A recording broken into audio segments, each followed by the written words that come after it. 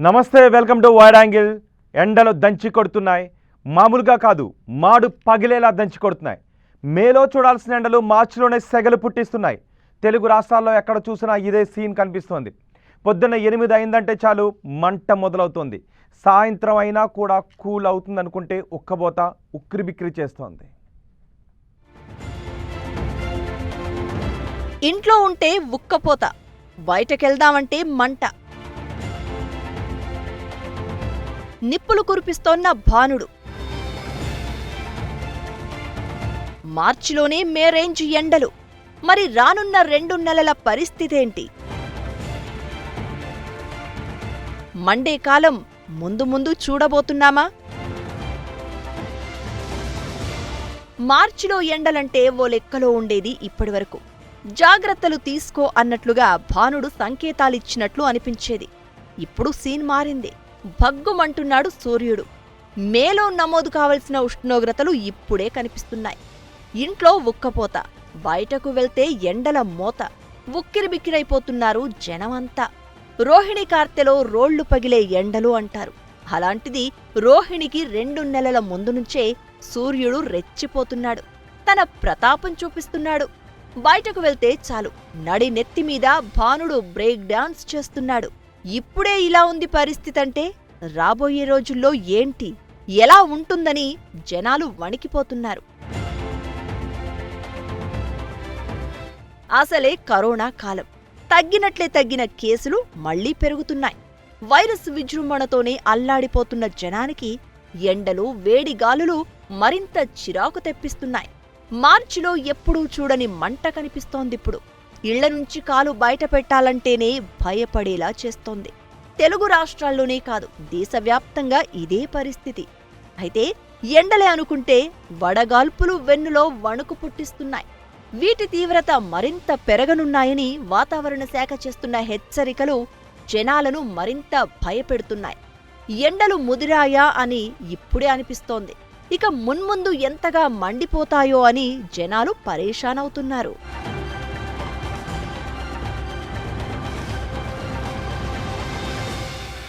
రోజంతా వేడి ఎండ సూటిగా పడుతుంటే ఇళ్ళు, గోడలు, నేలలు హీటెక్కిపోతున్నాయి.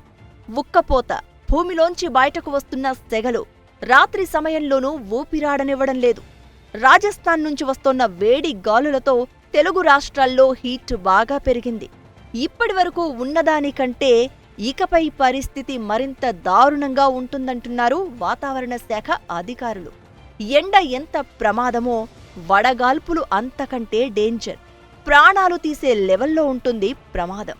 ఇలాంటి సమయంలో మరింత జాగ్రత్తగా ఉండాల్సిన అవసరం ఉందని డాక్టర్లు సూచిస్తున్నారు. ఉష్ణోగ్రతలు దాదాపు 4 నుంచి 6 డిగ్రీల వరకు పెరుగుతాయని వాతావరణ శాఖ అధికారులు చెప్తున్నారు. రాజస్థాన్ ఎడారి నుంచి వస్తోన్న వేడి గాలులు ప్రమాదకరంగా మారుతున్నాయి. ఇవే టెన్షన్ పెడుతున్నాయనుకుంటే ఏప్రిల్ 1 నుంచి ఎండల తీవ్రత మరింత పెరగనుంది. దీంతో ఉష్ణోగ్రతలు మరింత పెరగడం ఖాయం. ఏపీలో పోలిస్తే తెలంగాణలో ఎండలు మరింత ఎక్కువగా ఉన్నాయి. చాలా చోట్ల ఇప్పటికే 40 డిగ్రీలు దాటేసింది ఉష్ణోగ్రత. హైదరాబాద్లోనూ 39 డిగ్రీలకు అటూ ఇటూగా టెంపరేచర్ నమోదవుతుంది అంటే పరిస్థితి అర్థం చేసుకోవచ్చు. అడవులు బాగా ఉండే ఆదిలాబాద్, మంచిర్యాల, కొమరం భీం, ఆసిఫాబాద్ జిల్లాల్లోనూ 42 డిగ్రీలుంటోంది. పెద్దపల్లి, జగిత్యాల, నిజామాబాద్ జిల్లాల్లో 41 డిగ్రీలు నమోదవుతున్నాయి. మామూలుగా 40 డిగ్రీలు దాటుతున్నాయంటే ఏప్రిల్ ఎండింగ్ లేదా మే మొదట్లో ఉంటాయి అలాంటి ఉష్ణోగ్రతలు అనుకుంటా. అయితే మార్చిలోని సీన్ మారిపోయింది. ఈ నెల 2వ వారంలో కొద్దిగా అధిక స్థాయిలో ఉష్ణోగ్రతలు నమోదయ్యాయి. అయితే ఆ తర్వాత 3వ వారంలో కొద్దిగా కూలైన పరిస్థితి కనిపించింది. అయితే చివరి వారానికి వచ్చేసరికి సూర్యుడు సుర్రుమనిపిస్తున్నాడు. సాధారణం కంటే 2-3 డిగ్రీల ఉష్ణోగ్రతలు ఎక్కువగా నమోదవుతున్నాయి. ఉదయం 8 గంటల నుంచే ఎండ వేడిమి పెరిగిపోతోంది. మధ్యాహ్నం భానుడి భగభగలు మామూలుగా ఉండట్లేదు. లాక్డౌన్ కారణంగా గత ఏడాది వేసవిలో ఎండల తాకిడి ఎక్కువగా అనిపించలేదు. జనమంతా ఇళ్లకే పరిమితమయ్యారు అప్పుడు. ఈసారి సమ్మర్లో అందుకు భిన్నమైన పరిస్థితి కనిపించడం ఖాయమనిపిస్తోంది. ఫిబ్రవరి నుంచి నమోదవుతున్న ఉష్ణోగ్రతలే దీనికి సాక్ష్యమంటున్నారు సైంటిస్టులు.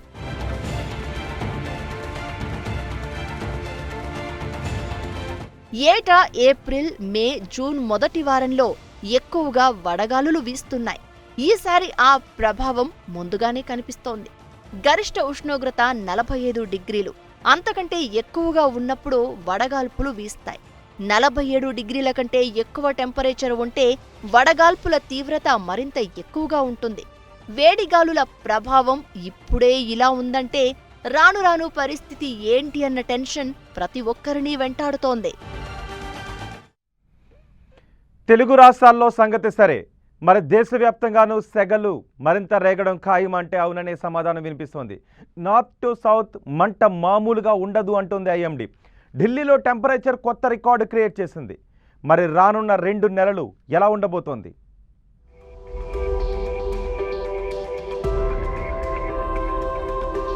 ఢిల్లీలో రికార్డు స్థాయిలో ఉష్ణోగ్రతలు నమోదు.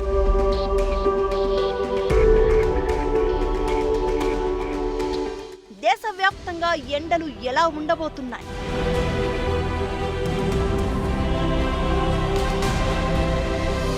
రెండు నెలలు నిప్పుల కుంపటిలో బతకాల్సిందేనా?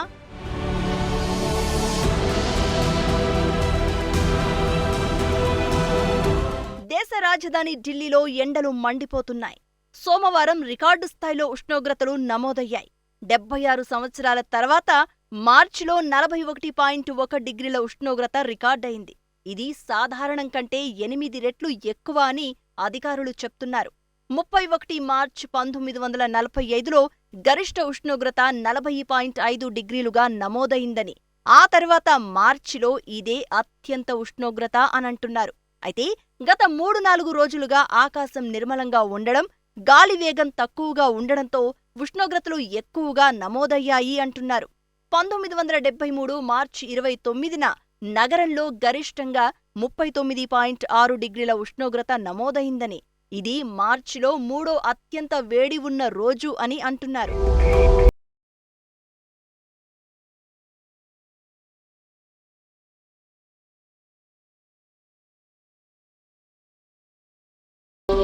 నజాఫ్గఢ్, నరేలా, పిఠాంపుర, పూసాలోని వాతావరణ కేంద్రాల్లో వరుసగా 41.8 నుంచి 41.5 డిగ్రీల ఉష్ణోగ్రతలు నమోదయ్యాయని ఐఎండీ తెలిపింది. ఇక అటు నగరంలో కనిష్ట ఉష్ణోగ్రతలు 20.6 డిగ్రీలకు చేరాయి.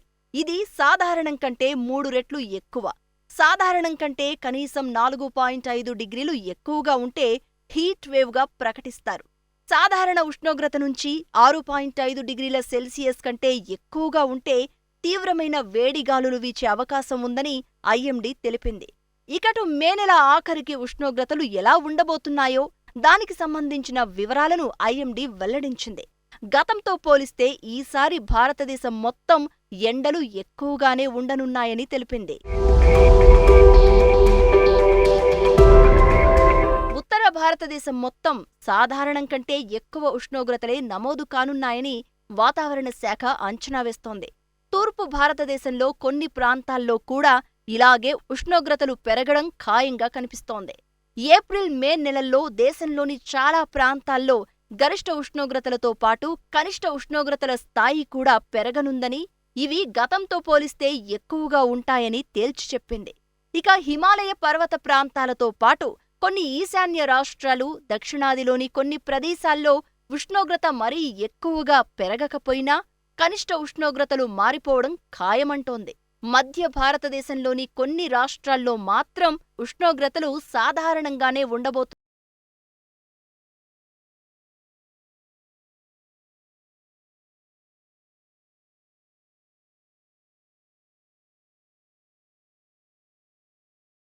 రాత్రి సమయంలో ఉష్ణోగ్రతలు కూడా గత సంవత్సరంలాగే ఉండనున్నాయని వాతావరణ నిపుణులు అంచనా వేస్తున్నారు. ఫిబ్రవరిలోని ఉష్ణోగ్రతలు గత కొన్నేళ్లలో నమోదైన టెంపరేచరును పోల్చి ఈ సూచికను తయారు చేసింది ఐఎండీ. ఏప్రిల్లో మరోసారి సీజనల్ అవుట్లుక్ విడుదల చేయనుంది. అందులో ఏప్రిల్ నుంచి జూన్ నెల వరకు వాతావరణం ఎలా ఉంటుందన్న విషయాలను వివరించనుంది. పంజాబ్, చండీగఢ్, హర్యానా, ఢిల్లీ, యూపీ, బీహార్లో సాధారణం కంటే అధికంగా ఉష్ణోగ్రతలు నమోదు కానున్నాయని చెప్తోంది. ఈ ఉష్ణోగ్రతలు గత ఏడాదితో పోలిస్తే 1 నుంచి 2 డిగ్రీలు ఎక్కువగా ఉండనున్నాయి. ఉష్ణోగ్రతలు ఇంకా ఎక్కువగానే ఉండే అవకాశాలు ఉన్నాయి. రేపు ఎల్లుండ కూడా ఉష్ణోగ్రతలు ఎక్కువగా ఉండి ఉత్తర తెలంగాణ ప్రాంతం, ఎర్స్ట్వైల్ ఆదిలాబాద్, నిజామాబాద్, కరీంనగర్, భద్రాద్రి కొత్తగూడెం, ఖమ్మం ఈ ప్రాంతాల్లో ఉష్ణోగ్రతలు 40 డిగ్రీల సెల్సియస్ నుంచి 43 డిగ్రీల సెల్సియస్, అట్లాగే సెంట్రల్ తెలంగాణ, దక్షిణ తెలంగాణలో 39 డిగ్రీల సెల్సియస్ నుంచి 40 డిగ్రీల సెల్సియస్ చాలా చోట్ల కూడా నమోదయ్యే ఛాన్సెస్ ఎక్కువగా ఉన్నాయి. ఇక రానున్న 2 నెలల్లో కూడా వడగాల్పులు, తీవ్ర వడగాల్పులు కూడా ఉండే అవకాశాలు ఉన్నాయి. ఇక తెలుగు రాష్ట్రాలతో పాటు దక్షిణాది రాష్ట్రాల్లో పగటి ఉష్ణోగ్రతలు దాదాపు గత ఏడాది ఉన్నట్లే ఉంటాయని మొదట అంచనా వేసినా మార్చి చివరి నాటికి పరిస్థితులు పూర్తిగా మారిపోయాయి. గతంతో పోలిస్తే 4 నుంచి 6 డిగ్రీల ఉష్ణోగ్రత పెరగడం ఖాయంగా కనిపిస్తోంది. మన దేశంలో వేడిగాలుల ప్రభావం చాలా ఎక్కువ. సీజన్లో ఏ ప్రాంతాల్లో ఎన్నిసార్లు వేడిగాలులు వీచే అవకాశం ఉందని చెప్పడం అసాధ్యం. అయితే కోర్ హీట్ వేవ్ జోన్గా పిలిచే ప్రాంతాల్లో ఎక్కువగా వడగాల్పులు వీస్తాయని అంచనా వేస్తోంది. వీటిలో రాజస్థాన్, హర్యానా, పంజాబ్, ఛత్తీస్గఢ్, ఢిల్లీ, మధ్యప్రదేశ్, ఉత్తరప్రదేశ్, ఒరిస్సా, ఆంధ్రప్రదేశ్, తెలంగాణ ఉన్నాయి. ఈ ఏడాది సాధారణం కంటే ఎక్కువ వడగాల్పులు వీస్తాయని మాత్రం ఐఎండీ చెప్తోంది. భానుడు భగ్గుమంటున్నాడు. ఏడాదికి మించి ఏడాది సెగలు రేపుతూనే ఉన్నాడు. అసలు ఎండలు ఇంతగా పెరిగిపోవడానికి కారణం ఏంటి? ప్రస్తుతం ఉన్న పరిస్థితులు ఇలానే కొనసాగితే భవిష్యత్తులో భారీ ప్రళయం చూడటం ఖాయమా? 4 నెలల సమ్మర్ అంటేనే నరకం చూస్తున్నాం. మరి 6 నెలలు సమ్మర్ని భరించాల్సి వస్తే అసలేం జరగబోతోంది?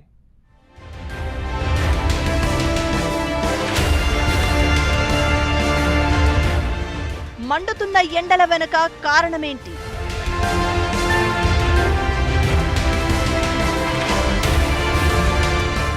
భవిష్యత్తులో పరిస్థితి మరింత ప్రమాదకరంగా మారనుందా? 2016 నాటి పరిస్థితులే మళ్లీ చూడబోతున్నామా?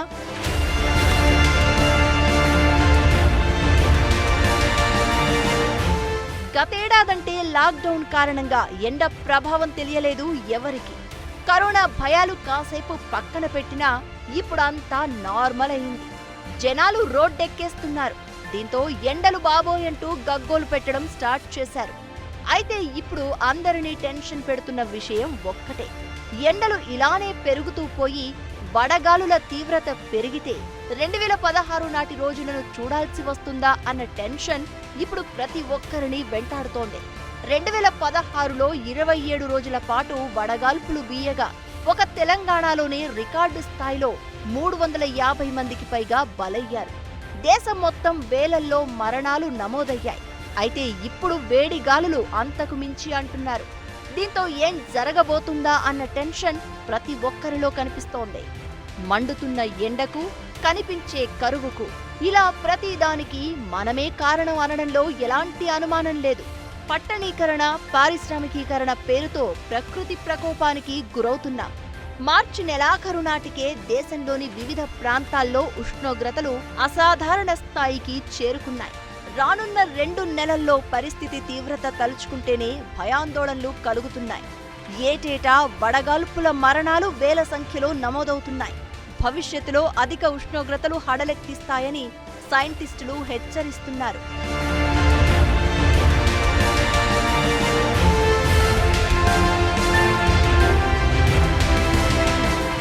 హైదరాబాద్, కోల్కతా, ఢిల్లీ వంటి చోట్ల ఈ ముప్పు మరింత ఎక్కువ.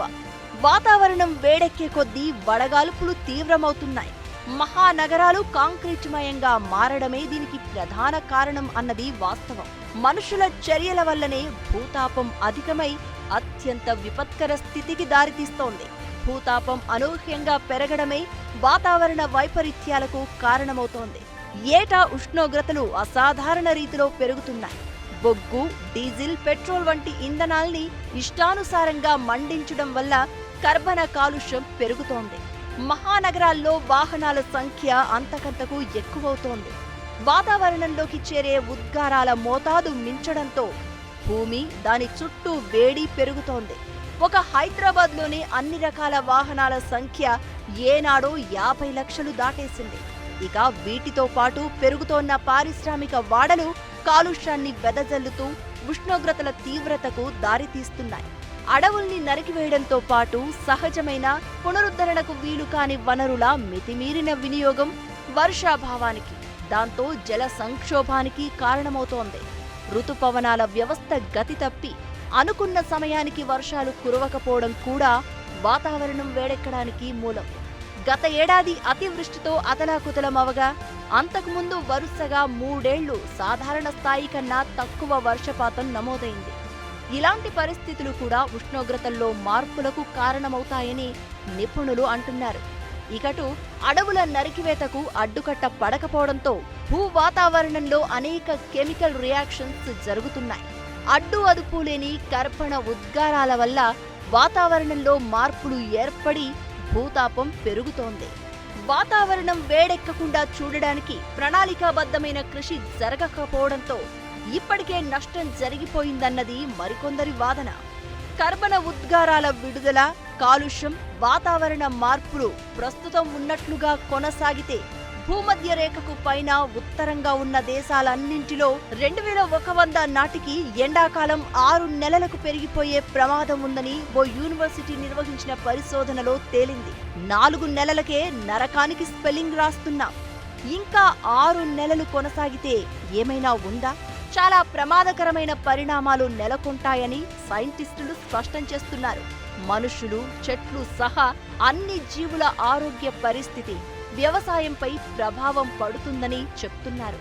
పూచే పూల నుంచి పండే పంటల వరకు వ్యవస్థ అంతా అస్తవ్యస్తంగా మారే ప్రమాదం ఉంటుంది. ఇలా ఇప్పటికైనా గ్లోబల్ వార్మింగ్ కంట్రోల్ చేయాల్సిన అవసరం ఉందన్న అభిప్రాయాలు వ్యక్తమవుతున్నాయి.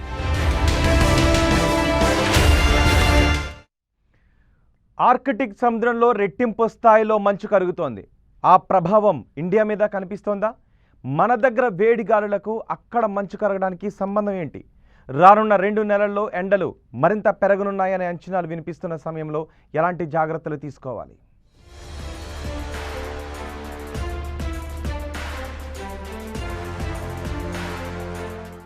వేడి గాలులకు కరుగుతోన్న ఆర్కిటిక్ మంచు.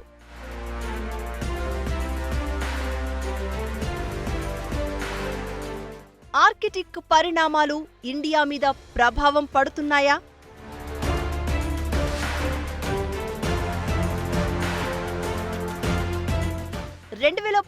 తో పోల్చుకుంటే 2020లో ప్రపంచ ఉష్ణోగ్రతలు రికార్డు స్థాయికి చేరాయి. దీంతో ఈ ఇయర్ పరిస్థితి మరింత భయం పుట్టిస్తోంది. వాతావరణ మార్పుల ప్రభావం తీవ్రతరం కావడంతో 2010-2020 అత్యంత వేడి దశాబ్దంగా నిలిచింది. 2020లో ఉష్ణోగ్రతలు పారిశ్రామికీకరణ ముందు సమయంతో పోల్చుకుంటే సరాసరిన 1.25 సెంటీగ్రేడ్ అధికంగా ఉన్నాయి. ఈ అధిక స్థాయి ఉష్ణోగ్రతలు పలు ప్రాంతాల్లో విపరీత విపత్తులకు దారితీశాయి. అమెరికాలో 22 వేర్వేరు విపత్తులు చోటు చేసుకోగా ప్రతి ఘటనలో $100 కోట్ల మేర నష్టం వాటిల్లింది.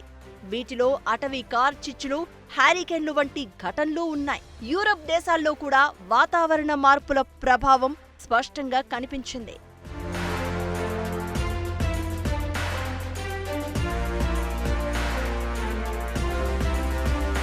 ఆర్కిటిక్, ఉత్తర సిబేరియా ప్రాంతాలు వేడి గాలులు, మంటలను ఎదుర్కొన్నాయి. గ్లోబల్ వార్మింగ్ కారణంగా ఇప్పటికే ధృవాల్లో మంచు కరిగిపోతున్నాయి. దీంతో సముద్ర మట్టం నెమ్మదిగా పెరుగుతోంది. ఆర్కిటిక్ మహాసముద్రం ఏడాది పొడవునా మంచుతో కప్పి ఉంటుంది. వేసవిలో కొంత కరిగిపోయినా చలికాలంలో తిరిగి గడ్డకడుతుంది. అయితే దశాబ్దాలుగా పెరుగుతున్న భూతాపం వల్ల ఆర్కిటిక్లో ఉన్న మంచు వేగంగా కరిగిపోతోంది. అయితే ఇప్పుడు ఆ ప్రభావం ఇండియా మీద కనిపిస్తుందని కొత్త స్టడీ చెప్తోంది. ఇండియాలో ఏటా పెరుగుతోన్న వేడి గాలులకు కారణం ఏంటి అన్న అంశంపై బ్రెజిల్, భారత సైంటిస్టులు కలిపి చేసిన పరిశోధన ఆందోళనకర విషయాలను బయటపెట్టింది. ఇండియాలో వేడి గాలుల తీవ్రత పెరగడానికి ఆర్కిటిక్ పరిణామాలు కారణం అన్న అంచనాకు సైంటిస్టులు వచ్చారు. గ్లోబల్ వార్మింగ్ కారణంగా ఆర్కిటిక్ సముద్రంపై ఇప్పుడు రెట్టింపు స్థాయిలో మంచు కదులుతోంది. అయితే వేడెక్కిన సముద్రం నుంచి వచ్చే వేడి గాలులు భూ ఉపరితలంలోకి చేరుతాయి. అలా ఇండియాపై ఈ ప్రభావం స్పష్టంగా కనిపిస్తోందని శాస్త్రవేత్తల బృందం తెలుపుతోంది. అయితే ఏడాదికేడాది భారీగా ఉష్ణోగ్రతలు పెరుగుతున్న వేళ గ్లోబల్ వార్మింగ్కు అడ్డుకట్ట వేయాల్సిన అవసరం ఉందని, లేదంటే పరిణామాలు మరింత భయంకరంగా మారే అవకాశాలు ఉంటాయని పలువురు నిపుణులు హెచ్చరిస్తున్నారు.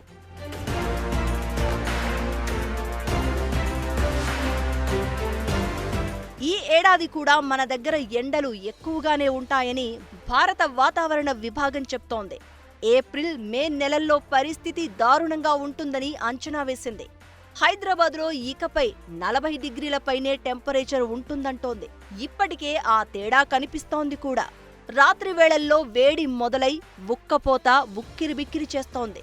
ఎండను ఎలాగూ కంట్రోల్ చేయలేం, అయితే జాగ్రత్తలు తీసుకోవచ్చు. కంటిన్యూగా మంచినీరు తాగుతూ ఉండాలి. లిక్విడ్ ఫుడ్ ఎక్కువగా తీసుకోవడం బెటర్.